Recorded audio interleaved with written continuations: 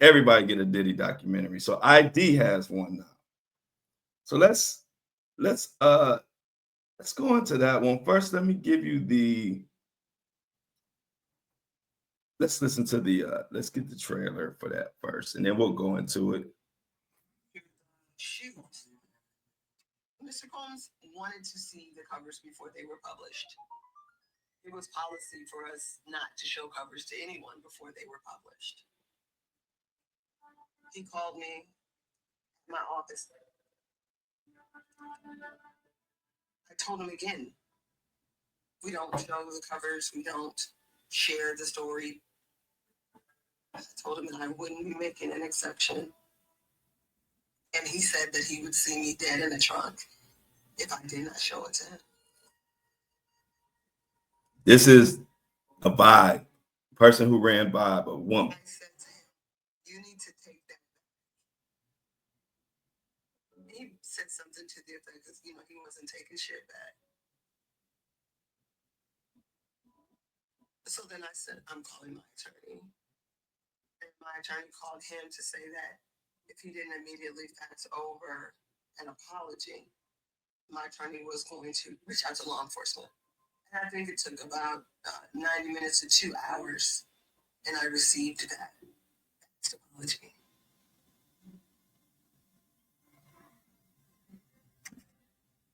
What I've only recently come to realize through members of the staff at that time was that he had actually, in the days before, come up to the Vibe offices with two top guys looking for me. Now we're gonna stop right there. This is a Black woman that ran the Vibe magazine back in the day. And they had a policy that they didn't let the person who was on the cover of the Vibe, they didn't let them see the cover until it was out.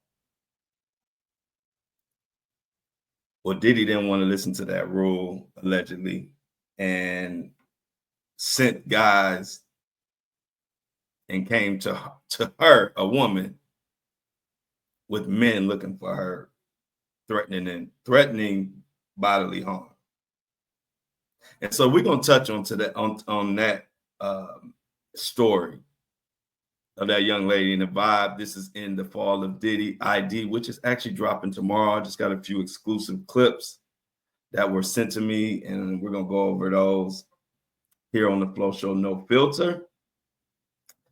But let's get into it. So y'all already know this is the Flow Show No Filter. Every day at 8-ish, between 8 and 9, we going live, and we on Apple, Spotify, and YouTube. So check us out. And today we're going to dive into some more allegations of Diddy with this Vibe magazine young lady, which is also in the fall of Diddy. So let's get the details of this situation. Danielle Smith versus Diddy. It's basically what we got going on. Now, Danielle Smith was a trailblazing editor with Vibe magazine in the 90s, late 90s. And back in 1997, Diddy threatened her over a magazine cover featuring the late notorious B.I.G.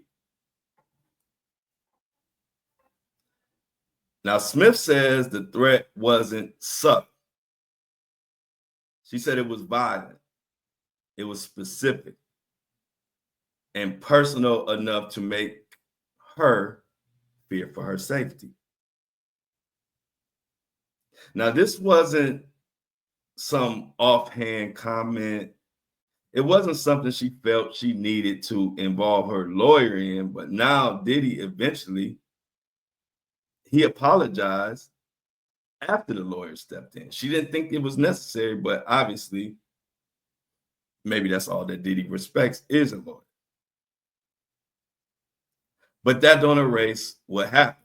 And obviously, that's why she's on this damn documentary, spilling the beans on Diddy's ass. But this is where we need to pause and think about the bigger picture. Think about, at this time, Diddy was a kingpin in the music industry. Smith, Danielle Smith, was a woman in a high-profile role. But even with her stature, she felt the crushing weight of his power.